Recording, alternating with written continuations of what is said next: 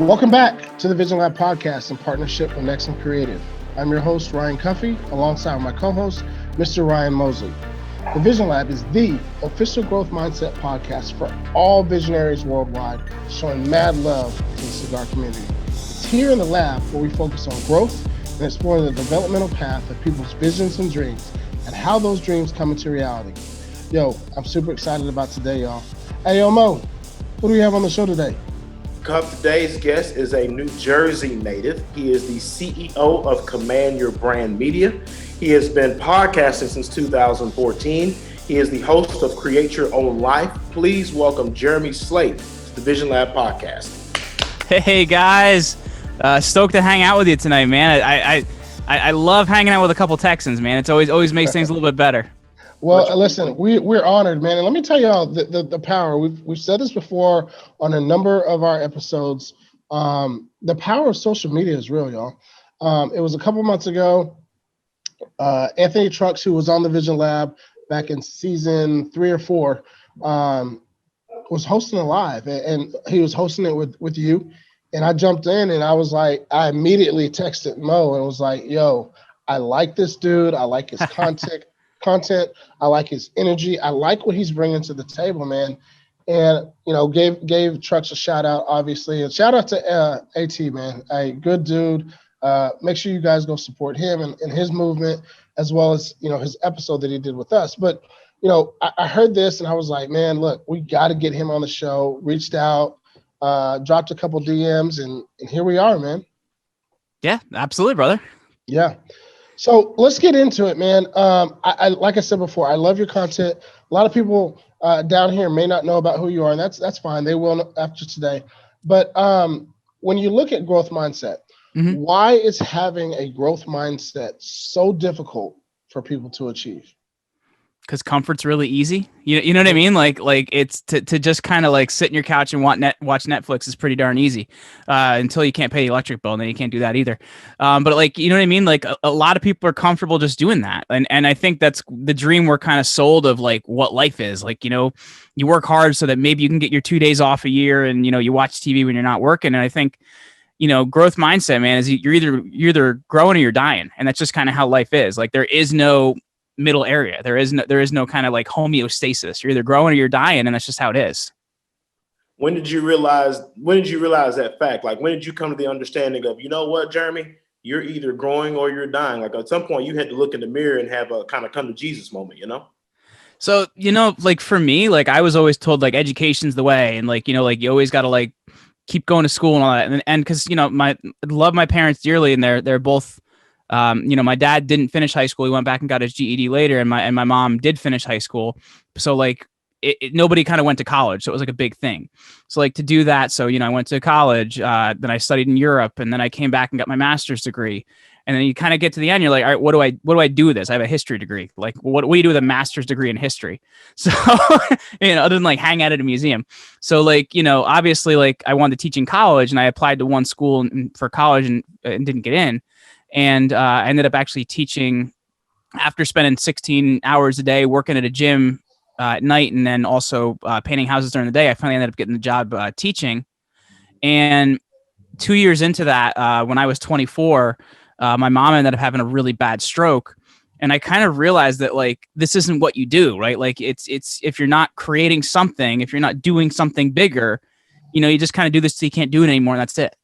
So to me, it was realizing that this thing I had sold was a lie, and learning it from firsthand experience, man. Like almost losing a parent is really hard. Like it's especially at, early in my 20s, it's in my mid 30s now, and it's like perspective's a lot different, Yeah. Yeah. And not to go into the past, but obviously you brought it up with your mom. I think a lot of people struggle with actually tearing away from their past. And creating, right? Because you're really big into create your own life, that's the name of the show, right?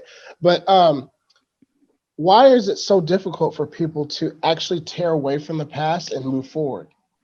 Because that's how they identify, right? You know what I mean? Like they identify by the town they're from. They identify by the people they're friends with. And I think a lot of people feel like to get rid of that is to get rid of their identity.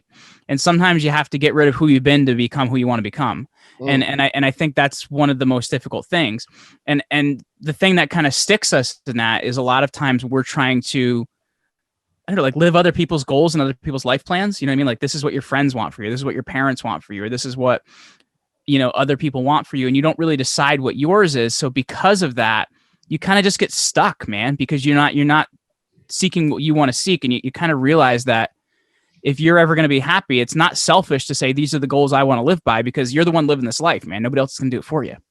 And I think that ends up being the question, right? The ultimate question that everybody wants to know is, why am I here? What is my purpose, right? Now, we know that you can have limiting beliefs. We know that action will create, right? We know that you can visualize and manifest what you want in reality. But at the end of the day, how do I know what my purpose is? How do I know what I want to in my life? Yeah. That's the thing I always like to say. And I feel like, I'm in, like I said, I'm in my mid 30s, and I feel like my generation's like really bad with this. Like, they think like their purpose is just going to hit them upside the head and they're going to kind of know what they're going to do the rest of their life. You know what I mean? Like, I've learned what I wanted to do by failing at a lot of different things. Like after I left that teaching job, I sold life insurance. I did network marketing. I tried selling products on Amazon, but somehow left a promo code on my listing and lost all my products in 20 minutes for $1. So like, you know what I mean? Like, yeah, I spent hundreds of dollars to do that. And I like, I was very many dollars in the negative at that point. So like, I failed at a lot of different things. And then when I got into podcasting, I had loved it for a long time. And I finally decided, let me just do this as like kind of a side project. So like, you have to be willing to kind of work through some things. Like, I feel like the education system now is like just not really set up for people to succeed, because it's kind of, you learn how to be a student and you don't really learn how to produce anything a lot of times. And so I feel like the thing that's missing is, hundreds of years ago, you get an apprenticeship, right? You'd work under somebody that did something so you could learn how to do it. And I think that that's really missing to give people an idea to decide what they want to do with their life. So I think that's kind of one of the major problems we're seeing. When I hear the word apprenticeship, I immediately start thinking of like, an apprenticeship essentially is like the older version of like, hey, get some coaching, if you will, right? Yeah. We're in the age now where people are life coaches, and it's kind of what we use now as for apprenticeship. In your experience and opinion, right, when it comes to people kind of going down that road, when it comes to like, I need a mindset coach, if you will, right? Yeah. Do you think that is important for people, or do you recommend people having, get that real world experience and, having something almost traumatic happen like you did when it came to your mom, almost losing your mom? I don't know if anybody needs anything traumatic to happen. I don't want that to happen to him. But I would say like, I don't think coaching really is a good comparison to that, because I think like, you want to be a plumber, you got to work with a plumber for a period of time and make little or no money. Like that's how it works. So like the trades still make you do that. But I think there's a lot of ways to like kind of learn a career, learn a job by working under somebody, not like more of a coaching, like, like a lower paid or, like more of an internship type thing. So like, that's how you get on the job experience. That's how you're able to build a resume. And I think like, it just really isn't a thing anymore. Like, what kid at 18 years old, knows what they want to do, other than like, 18 years old, I wanted to play in the NFL, but I was 5'5" and 140 pounds. You're not going to play in the NFL at that size. You know what I mean? So like at 18 years old, you don't know what you want to do with your life. And you have to kind of, the thing that's missing is experience, So does that make sense? Like, I don't think coaching is really the thing. I think it's experience. Absolutely. I understand exactly where you're coming from. Yeah, I would 100% agree. Right.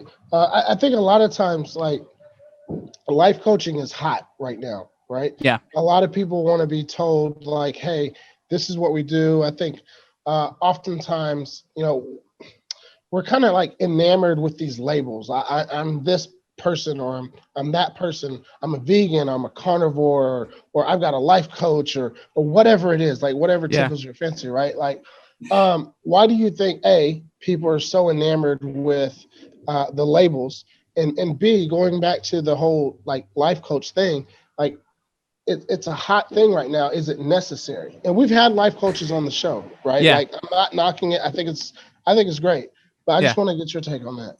Well, I'm not a huge fan of life coaches, so you kind of hit me on that one. But like the thing I'll say is like, I think it's a responsibility thing, right? Like people want to make someone else responsible for their life or someone else responsible for their success. And I think there's some people in like the consulting world that are really great because they're going to show you like exactly what needs to be done to get that product.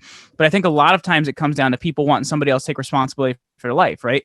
Like they want to have the cake, but they don't want to have to crack a few eggs and burn their fingers on the way there to make it. You know what I mean? Like, and I think that's the real problem is you have to realize that there's work involved, man. There's figuring things out involved. There's building skills. Like, you look at there's a guy that came up for the Yankees this year. Chris Kratz is his name. He's a catcher. And he's 40 years old, just came up this year. He played baseball for however many years to finally get good enough to play in the major leagues for a year. Like, there's some work involved, and everybody's kind of on a different level of kind of what your gifts are and what your abilities are. But it comes down to your responsibility and your willingness to kind of figure it out. And I think sometimes the reason coaching and a lot of the stuff is hot right now is we want to say that's somebody else's problem and not mine. And a lot of times it comes down to yourself and what you're willing to do and what you're willing to take responsibility for. I love that. That's absolutely dope. Shout out to Chris. What is it? Chris who? I don't remember if his first name is Chris. His last name is Kratz. But he's a catcher for the Yankees. Hey, that just goes to show like the commitment that he had to pursue his dream, right? Yeah. And to make it into a reality. I absolutely love that story. So I'm glad we've got you on. Okay, so here's a question that I've been wanting I tend to relate everything to sports, and I apologize for that. No. It's totally cool, right? So here's a question. Here's a question that I want to ask you, right? Yeah. You talked about this gentleman who's a rookie at 40 years old in the majors, right? And this can parallel to any trade, any skill, whatever. Sure. How do we compress our time so that we can maximize the yield? Mm-hmm. Well, if you look at any incredible athlete, right? If you look at somebody like Kobe, you look at somebody like LeBron, you look at somebody like who the heck, Bryce Harper for the Phillies, right? You look at a lot of these guys, they've got talent, right? They have some natural talent, natural ability. But here's the thing, right? There was his first, I think his rookie year, rookie year or second year, Kobe's in the playoffs and he was just throwing up bricks. So after that game, he found a local gym, convinced somebody to open it for him and spent the entire night shooting. Mm-hmm. And I think that's how you compress the time, man, is you're willing to do more, you're willing to practice more, you're willing to show up more, because that's what it really comes down to is you really get good at something when something becomes effortless, right? When you don't have to think about it and you don't have to just, like, okay, there's the hoop. Okay, this is how I flick my fingers. This is when you don't have to do any of that and you just do it, that's where it comes in. You compress the time by just putting in the work a lot of times. Like that's what it comes down to. You got to put in the work. Yeah. And we talk about that often. Yeah, I can't remember the coach's name, but I think what the saying is basically like, don't worry about doing it so you don't mess it up. They're like practice it so many times to where you can't get it wrong. Yes. Yeah, because like if you look at a lot of guys that don't do well, and gosh, I'm thinking of Trent Richardson. Trent Richardson, one of the things he struggled with in the NFL is he would try and look at the hole, which he didn't do in college. He'd look at the hole, find it, and then run through it. You can't do that in the NFL, man. They're going to hit you hard and fast. Yeah. You can't think if you want to be the best at something like that. It has to become second nature. And I think that's what the real difficulty is for a lot of people is they want to rely on just being good enough. You know what I mean? But you have to really work at something and commit to something to do that. Like I was never going to go professional at something, but I was a pretty darn good outfielder. I spent hours and hours and hours and hours and hours shagging fly balls. I'd always convince my dad, come hit me some more fly balls. So I'd catch things out in the outfield that they thought were going to hit the ground because I'd dive for them or I'd figure them out. Like you got to be willing to do that and notice what the difference is. Like you can, when you become a really good outfielder, you can actually notice by the way a guy's swinging, which way he's going to lean the ball or which way he's going to push the ball. So it's stuff like that. You learn extra things by really putting in the work. It's like the formula never changes. Mm-hmm. The game may change, but the formula is always consistent and stays the same. So you're a little bit younger than us, but we're all in that same kind of like age range. Yeah. You said something earlier that I want to go back to as it relates to like millennials and what have you. Like I think we're all a part of that generation that was told, hey, you go to school, get good grades, go to college, get a job. Work there 40 years. 40 years, so on and so forth, right? So we have we're kind of like split. Like we've got older people that listen to our podcast, and we've got younger people, just like I'm sure everybody else does, right? But, Yeah. but we're heavily slanted towards more the older demographic. Yeah. And I want to ask you, how would somebody that's actually looking to transition to whether it's being elevating within their current role, moving up and out to a different 9 to 5, or maybe pursuing their dream of becoming that entrepreneur that they desperately have been wanting to be for the last 20 years? Like, how do they make that actual shift? Wow. So there's a couple different questions there. If you're in your current role, I would find somebody that's really good at that, and I would figure out how you can, do some favors for that person. You know what I mean? Because then you can start kind of, getting your way in when you can kind of figure out how they do things and learn from them. You know what I mean? That's the really good way to when somebody else is busy and somebody else is really good at something, start doing some favors for them, and eventually they'll start teaching you. And that's kind of one of the things they'll do. If you're somebody that's looking to kind of go out and kind of do your own thing, I'm a huge believer in building that thing alongside what you're already doing. Like if you're working at a job or whatever. And the reason I say that is when you need money right now, you make a lot of really bad decisions. And I know because I've done this. You make a lot of really bad decisions, and you may go for the $50 now when you could make, several thousand later, and make a quick wrong decision because of that. Yeah. So you need to be able to make the decisions of what you're doing, not dependent on, do I eat ramen this week, or, do I eat something better this week? I don't know. What would be better than that? Like a good burger. I don't know. Something like something not ramen. But like, you need to like not base your decisions on that. So if you're looking to do that, I would build it alongside what you're doing, because you're going to make better decisions. Right. But that means you're going to be putting in some late nights. You're going to be putting in some weekends. And the thing that I think a lot of people mess up on is they don't really get their spouse on board. And I think it's important to have that conversation. Like, hey, I'm really looking to create this so that we can have X, Y, and Z. It's going to be some later nights. It's going to be some longer hours. How can we, make some space for our relationship still so that I can do this? Because I think a lot of times people don't realize that until the relationship's gone, when, a relationship's something you got to create every single day. So it's making that space for that as well. That's good. And I'll throw an extra little cherry on top for you, because we all have girls, right? Little girls 2 years and under. Yeah. What about with the kids, the element of the kids? And I always say, don't let your kids be your excuse. Let your kids be the excuse for why you go out and do what you want to do, right? So talk about that for a second. So, well, the thing that I've tried to do, and I guess I can only speak from like how I've done it. Like, we've tried to make because I do a lot of business travel. We've tried to make business travel work as family travel. So like last year I spoke at an event in Kiev, Ukraine. So my wife's like, oh, I've always wanted to, do a tour of Europe. I'm like, okay, well, let's do it, because we can write off surely she didn't say I've always wanted to go to Ukraine. No, Ukraine was interesting. Let me tell you, it was quite interesting. The rest of Europe was pretty cool. So then we were able to write off the flight there and the flight back because it's business travel, and then everything while we're there is personal. But we went to London, we went to Ukraine, we went to Budapest, we went to Hungary, like we went to Bratislava, Vienna, like we went to all these different places as part of this, and we brought our daughter, who was little over 1 at the time. So like we've tried to figure out how we can make this stuff experiential and not like, okay, I'm going to work now, bye. And I think when you're building a business, you have an opportunity to do that, but you have to think strategically and inclusively about that. Like, you know what I mean? I think people a lot of times think exclusively about it. Like, okay, I have to get to this event or whatever. And I'll add to that. Like, I think the thing that works in my favor is I'm in business with my wife, right? So it's not like she has to go ask her boss off of work, because she is her boss. You know what I mean? So I think that also is important as well. I know some people can't work with their spouse. For me, like, I don't know how I couldn't, right? Because it keeps us on the same page, and it keeps us being able to be together to do a lot of this stuff. What does your wife do for you? So she's been in PR for about 11 years. So she actually developed her whole PR program. And then basically I added my podcasting internet knowledge to the PR side. So she runs our team of 6 publicists. Yeah, we'll have to do a second part to this, Jeremy, and smoke together. Or maybe if you do a trip here to we got to do it when it's warmer, because we don't smoke in the house, and right now it's 19 degrees outside, so I'm not doing it out there. You gotta love Jersey in February, right? Yeah. Ugh. No. Yeah, next time you take a trip down south and come here to Dallas, we'll make sure we'll link up and we'll make it happen for sure. Yeah, I haven't been to Dallas in a couple of years, but it's a beautiful state. Great food, actually. Like I love food in Texas. Like barbecue, like nobody's business, man. Absolutely.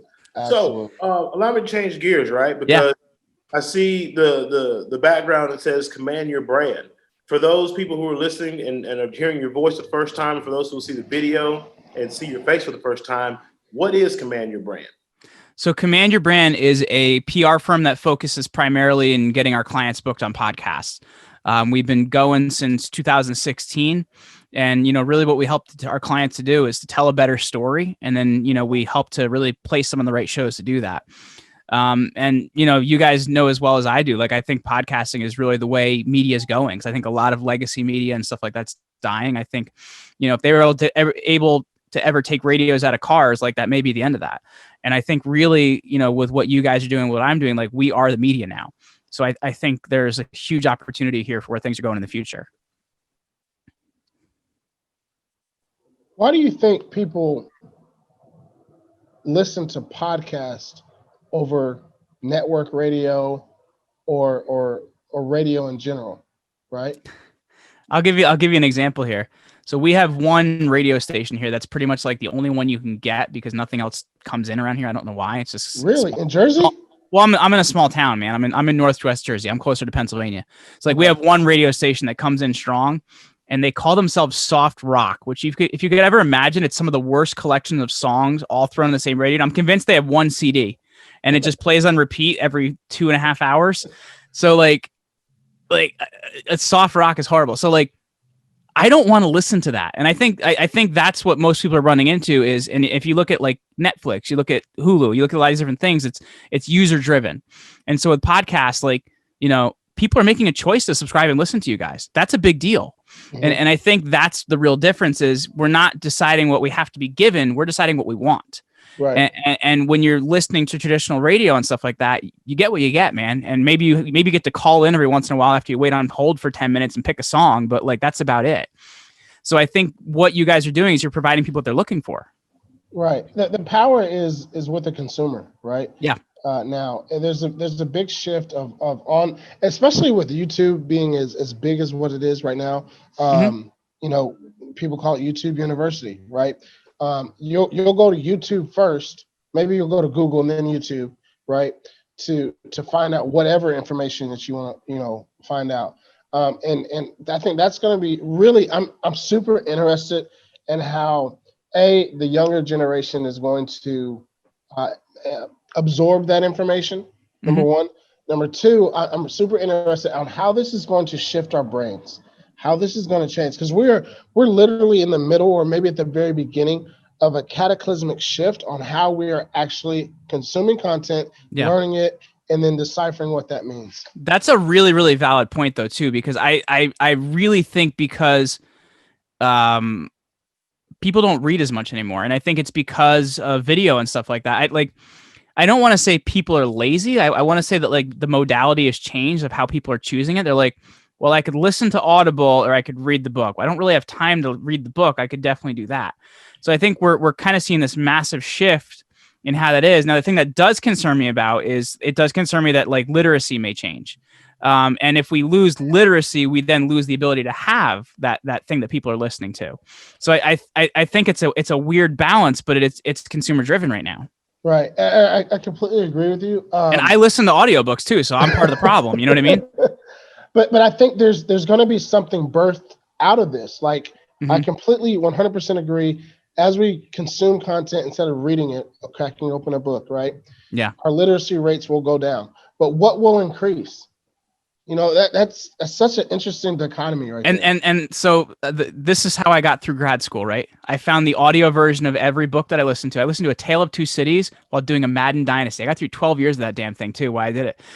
So like, if you're able to kind of figure out how to use this stuff for, to learn correctly, you know what I mean? And actually like get what's out of it. Like there is a bigger world that can open to you, which is really interesting because there's, like to have somebody in their, late teens sit down and read a book like Charles Dickens' A Tale of Two Cities. You got to really love that to get through it.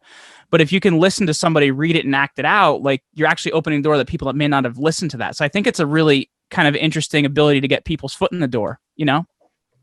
No question. No question. So let's switch gears for a quick second here. 2020 is finally over. We put it to Thank bed God. we put it to bed a couple of weeks ago. 2021 is not off to a bad start. What are some practical ways that people can actually move beyond 2020, right? Like, what are some rules, or I don't want to say the word rules, but like, what are some things that we can do daily to move forward and get beyond 2020? So what we do is we're going to get a collective of people. We're going to collect every calendar with the year 2020 on it, and we're going to light them on fire. Now, no, here's the thing we talked about earlier, like not living in the past and not letting that define us. Like I'm a big believer in adversity is something that makes us stronger. And if you can look through some of the things we were through last year, like I think it really is a huge teacher for what we can do and what we can get through. And it's, there was some innovation and stuff like that was created, like the way schooling happens changed vastly. And I think that our university system is going to be hugely disrupted by that. So I think the thing to take a look at is what did we get from this? But also at the same time, like, what do we need to get back, right? Like, I think we've lost humanizing aspects of a lot of different things. I know I was chatting with you guys about, your cigar lounge is open by you, because by me they've been closed, and like I've really missed that, because I have a lot of I go hang out with I'm not Italian, but I hang out with all my Italian friends at a cigar bar. That's like what we do, and I haven't gotten to hang out and see those guys, and I think it really has changed the social aspects of us. So it's kind of a balance of we need to bring back what was normal and what we do, but also take a look at the innovation of what we got out of it. Like, because we did the workplace change, a lot of stuff changed, but we can't lose people, man. That's what's most important. I completely agree. Yeah, I definitely think the virus and its effect is almost like the perfect weapon. Like, wherever it came from, if you will, or however nature decided to construct it. Let me create something that will stop humans from interacting with one another, which is like the most basic need for a human being is to interact with somebody else. It's an amazing thought process up behind it, right? So with Command Your Brand can I just add something to that too? Like if you guys tried to take your kids to a playground recently, like it's even weird when they see other kids. Like I had another my 2-year-old's like the most loving little ball of energy you've ever met. She tried to hug another kid, and the kid pushed her off the slide because I'm gonna get sick if I touch you. And it's like it's there's gonna be a generation of kids that are gonna need like some therapy or something, man, because it was a weird year to form.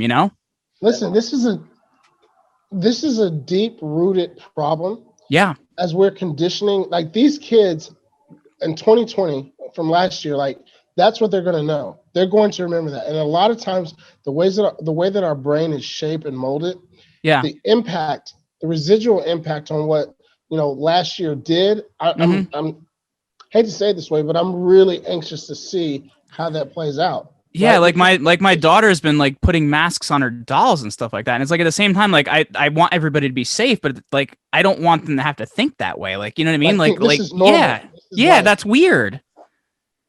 Yeah. I'm gonna change the tenor of things, but go for it. Before I do that, Cuff, let me say thank you to the good folks at Class A Vodka, Crystal and Tim. Thank you guys for all your support. Visionaries, get yourself a bottle of Class A Vodka. The Instagram is at Class A_Vodka. Class A is with a K. The slogan is Class Every Glass. And as soon as you taste it, you'll understand why they say that. Crystal and Tim, thank you guys again so much for your support.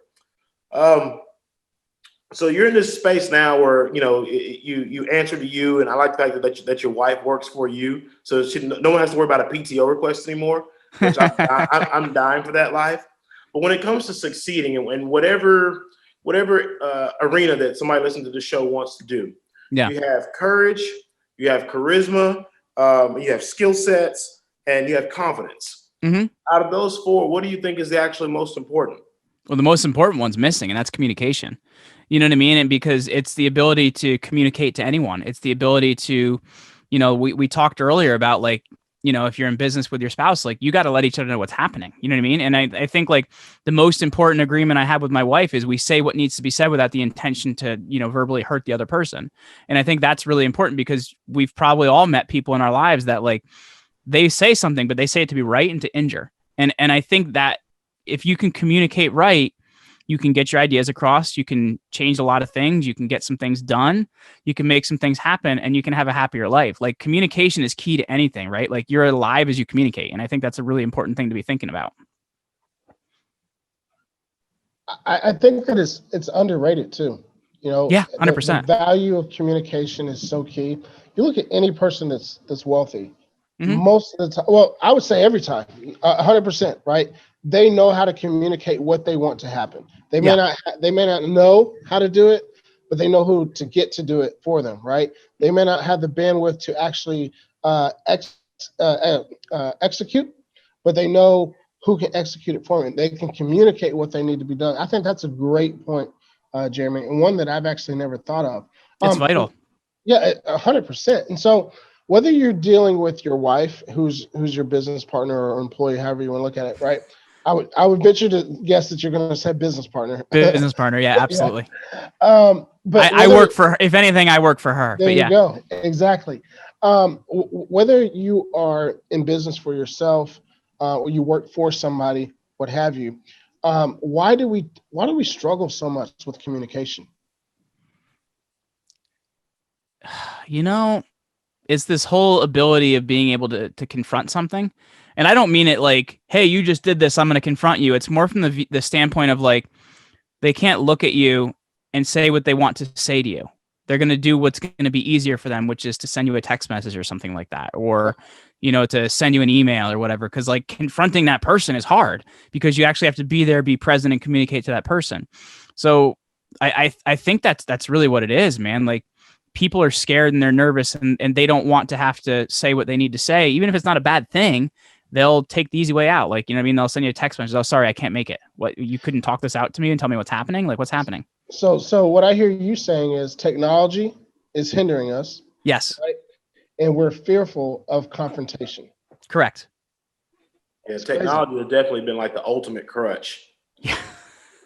Yeah. If I text you and you say, "Hey, man, oh, I never saw it," like, really? My phone's acting up. Like, come on, dude. Like, this is 2021, man. Like, Yeah. do better than that. Like, anyways, I hear exactly what you're saying, brother. Because people they don't want to, I don't know, sometimes be the bearer of bad news, or they don't want to like ruin somebody else's party or whatever it is, Dude,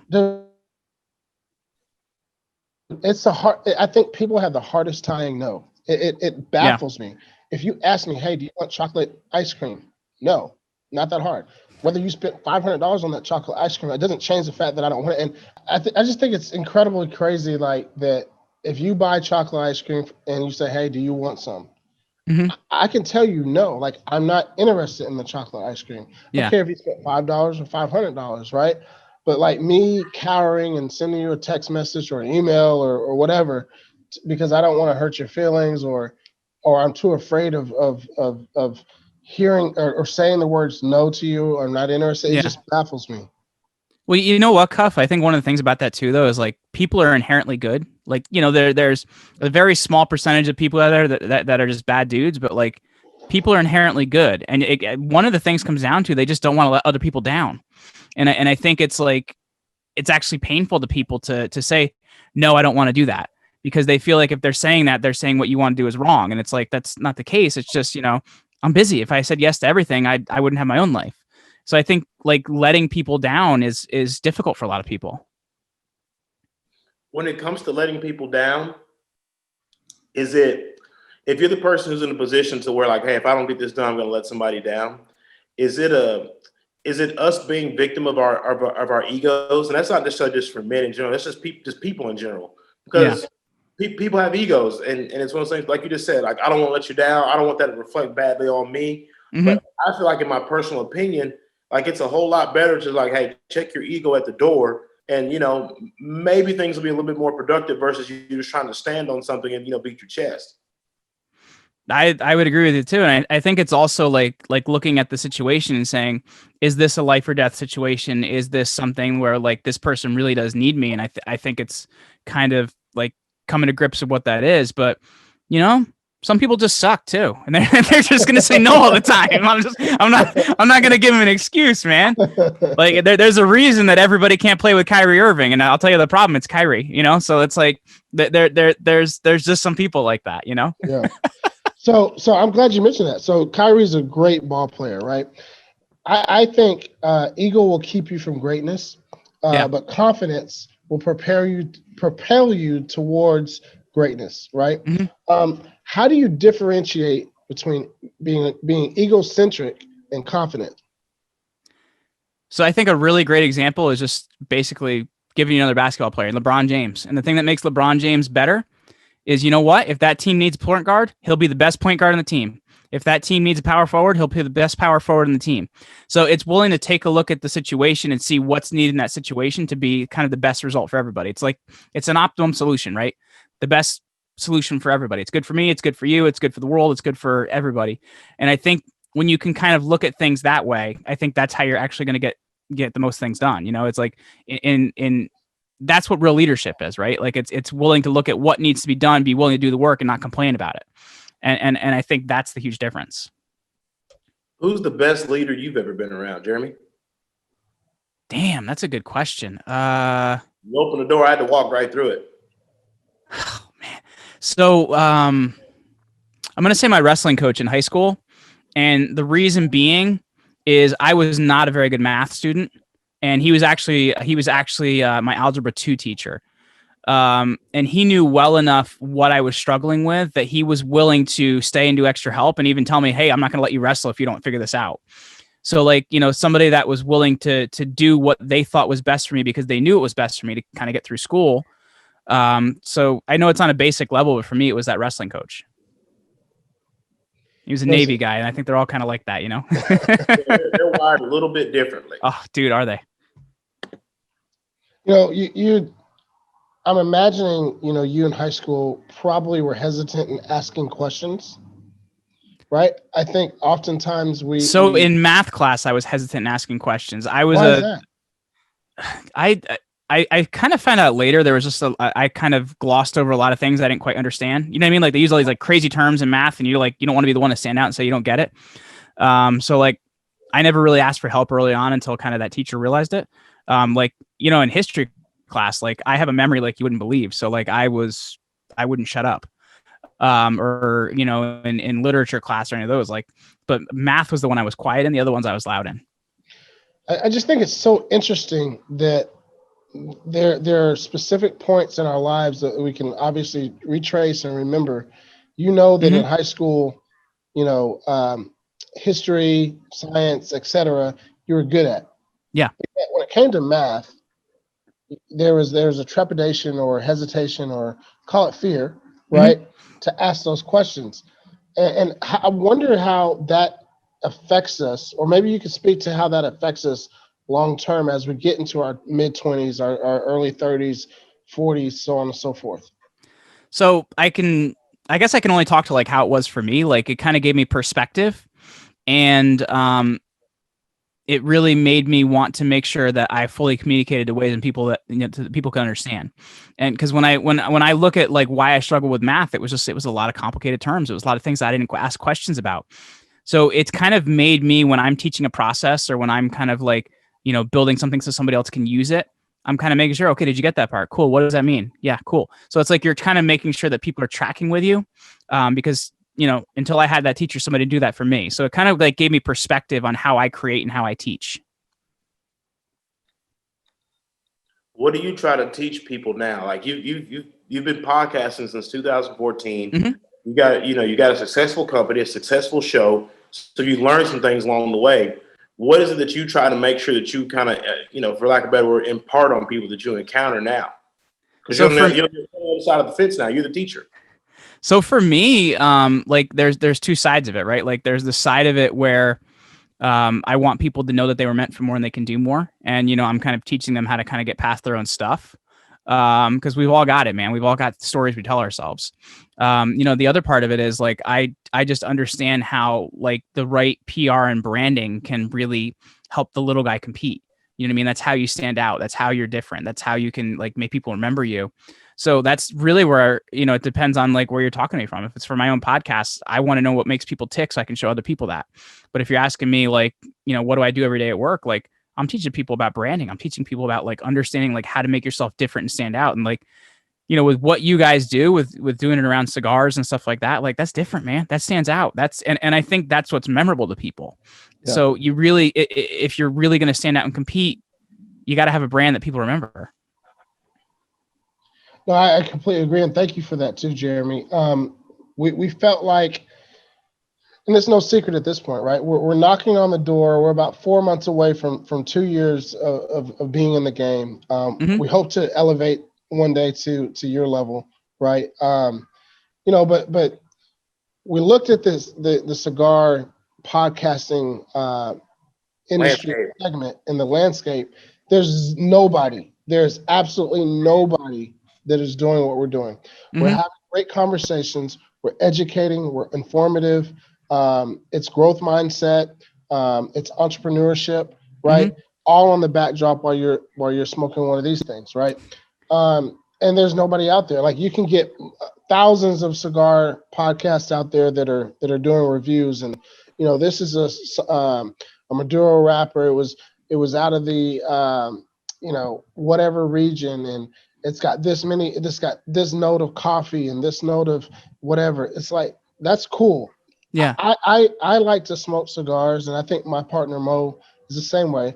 We like to smoke them just to enjoy them, right?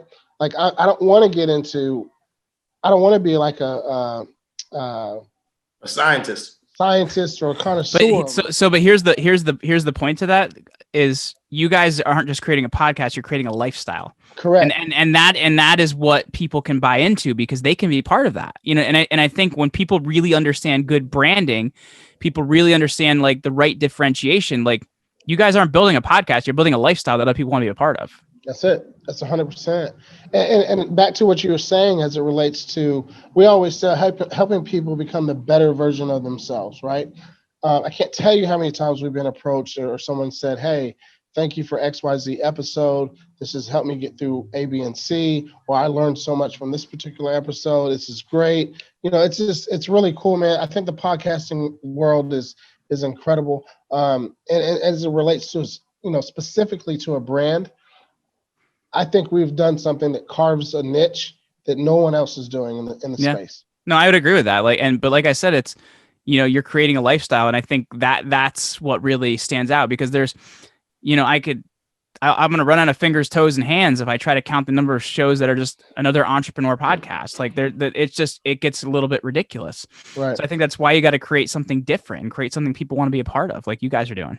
Absolutely. We really appreciate it. And while we're on the subject of cigars, Cuff, allow me to say thank you to the entire family of Dallas Sleep LLC. Visionaries, if you're listening, whether it's cigars, my personal favorite, the Bishop, smoking on a Bishop right now. Hey, amen.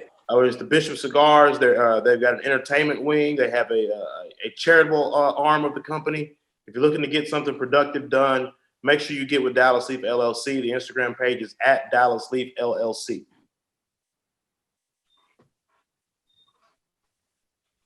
So, Jeremy, you talked a little bit about cigars. I'm curious, what do you smoke or what do you like to smoke? So I'm usually getting Romeo and Juliet's, and I like the darker leaf too. They smoke a little bit differently. So that's kind of usually what I'm doing. I'm usually doing either those or the big Romeos too are kind of fun. Okay.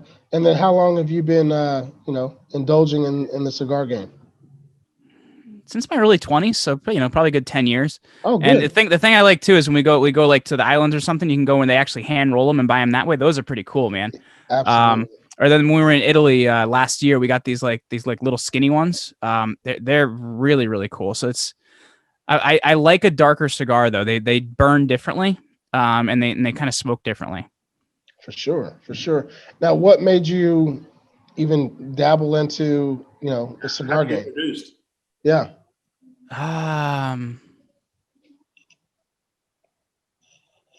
I trying to remember what it was. So I think it was literally just my cousin started smoking cigars, so I did, and I was like, "Oh, that's kind of fun." And then I kind of, he stopped, but I really enjoyed it, so I started going to lounges with some of my friends and stuff like that. So yeah, it's just kind of been something I enjoy. Have you noticed? You've been smoking for 10 years, so I'm sure you have. But have you noticed like the change and the evolution of cigars and lounges and more people you know taking part of the industry? It just seems like it's become a lot more prevalent. You know what I mean? Like it's become a lot more normalized. Like I've noticed a lot more women smoking cigars, which is surprising because it kind of used to be like a taboo thing. Yeah, So it's become a lot more normalized, which has been more surprising to me.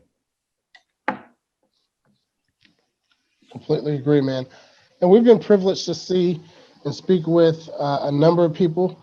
Um, women in particular, right? Yeah. That have their own cigar lines and cigar brands, and it's really cool to see the evolution of the industry. You've been smoking a little bit longer than I have, but obviously with us doing the podcast. But I look like I'm 12, Yeah, when you said you were like mid-30s, I was like, I don't even shave, man. Like, that's come on. awesome. That is awesome. But it's been really cool to see the evolution and the growth of the industry. A lot of women being prevalent within the industry. A lot of women starting their own cigar brands, being cigar ambassadors, being cigar influencers. So I think it's really cool. And what I love about it also is that the cigar industry has been very accepting of women stepping out, being more emboldened, and saying, "Hey, I'm beautiful and I smoke cigars," right? Mhm. Like, I think it's really cool to see the men in the industry wrap their arms around them and say, "Well, we welcome you," right? It's not that good old boys, cigar network like it used to be probably Yeah. 40 years ago. Yeah, it's quite interesting because it's like I said, you just see, all different nationalities, different sexes. Like it's definitely different than it was like, especially, 5-10 years ago. It's a huge difference. For sure. Well, I've said this earlier, man. I really hope there's an opportunity for us to link up, whether we go up to Jersey or you come down to Dallas or we meet out in California. I gotta look with, you guys up when I'm in Dallas, man. The food, yeah. the food's better. You know what I mean? Well, listen, I'm not going to sleep on Jersey either. My wife, we got pizza and Taylor ham. That's about it. My wife, her family is from the city, right? They're from the Bronx, and they got family out in Jersey as well. So I definitely want to get back up there. And if we do, I'm definitely going to look you up for sure. Well, you let me know, man. We'll check out one of my cigar places up here. There's a couple. There's a few cool ones. I'll keep a whole day, earmarked just for Jeremy. Well, Jeremy, it is time for us to do we start the descent of the show. It's called we call it landing the plane. Okay. By the good folks at Grand Brulot Cognac Cafe. Thank you to Francisco, the owner. Thank you to Jameson. Thank you to the Lovers team. Thank you to everybody who's played a part in this partnership. We are definitely looking forward to big things very, very soon here in 2021. One of the questions, Mo, you look like you've been working harder on yours than Cuff there. Maybe so. It's great with coffee. It's great with coffee. When we see you, we'll make sure you get a taste. Absolutely. One of the questions we ask everybody on the show: it is you at a round table, and there are 5 other seats. Who are the 5 people you want at your table? Ooh, that's a good one. Dave Grohl from the food. Here's a caveat to that. Do they have to be living or dead? Great question. It doesn't matter. Okay. Dave Grohl from the Foo Fighters. Mariano Rivera. That's 2. God, there's so many. Michael Vick. Fastest man alive. A lot of athletes. Who else? I got 3.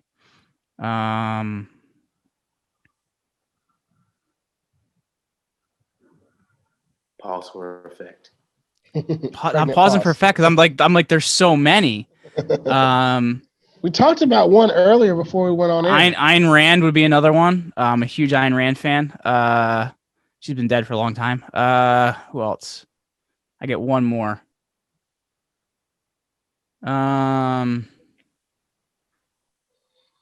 feel like LeBron would bring some good cigars and have some good stories. So let's bring him in too. We got 5. Got a champion for sure. two champions. Absolutely. That was a great list. What would y'all talk about? What would we talk about? That's so different. It's a very eclectic room. It's a very eclectic group. I'm like, I think the only thing Ayn Rand would talk about is economic theory. So I don't know how the other ones would fit in with that. I can see LeBron buying into that though. It's going to turn into a workshop where Mariano's going to teach everybody how to throw that cutter, because nobody can hit that damn thing. I love it. Jeremy, so tell us real quick, all of our visionaries that are still tuning in, how can they get a hold of you? How can they follow, subscribe, check out your podcast, all your social media handles? How can they follow you? So if they want to check me out on the podcast side or anything on the personal brand side, it's jeremyryanslate.com, and that's my handle on all social media. Or they can check us out over at commandyourbrand.com. Love it, man. It's been absolutely a pleasure to have you into the lab. I got 2 more questions for you, Jeremy. What is the long-term vision for one Jeremy Slate? New York Times bestselling author making huge change in the world. That's succinct right there. Love it. Very, very poignant, very succinct. In case you didn't know, we do have a magical time machine in the lab. Ooh, I like those. Okay. So what would today's version of Jeremy Ryan Slate, what advice would he be giving you from 5 years ago? So you're 5 years younger. What is today's version? What advice is he giving you from 5 years ago? Enjoy the ride. You know what I mean? Because I think too many times, like, I didn't want to be somewhere else. I want to do something different. And like, I look at each thing I did, and I need to do it in order to be where I am. No, we hear that a lot. I think there's something to that. We heard a lot of people made fun of the 76ers and Embiid and talking about trust the process, but I think there's a ton of merit to that. So enjoy the ride while your hands are in the dirt. Now let's fast forward the clock 5 years from now. So you're a little bit older. What advice is the older version of yourself? What is he saying to you today?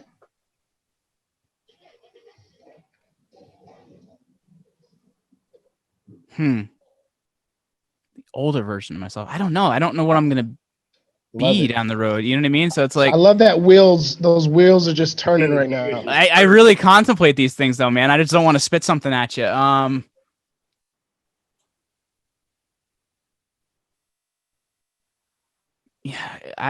would just say, make time for the things that matter. Because I think sometimes I can get deep in a project. I can figure out what I'm doing. So I think that would be it.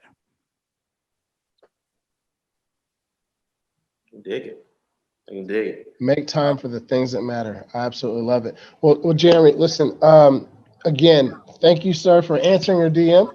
And shout out again to Anthony Trucks, Identity Shift. Make sure you guys check them out. Also, make sure you check out Jeremy Slate with his podcast. It's absolutely amazing, man. We are such an honor to be in the presence of you. And blessing us with some real heavy content, man. I think it was great. Hey, I thank you guys so much for having me. Absolutely. Oh, no problem. Absolutely. So to all of our visionaries that are tuning in, thank you so much for continuing to support the Vision Lab podcast. Remember, each one of our guests are dropping nuggets of wisdom here on the Trail of Life. Ultimately, my friends, it's up to you to pick them up. Ladies and gentlemen, my name is Ryan Mosley. He is Ryan Cuffey. The voice you've been listening to is Jeremy Slate. He is the CEO of Command Your Brand Media, and he is the host of Create Your Own Life podcast. Jeremy, thank you so much for your time. Ladies and gentlemen, we will see you next week on another great episode of the Vision Lab podcast. Blessings.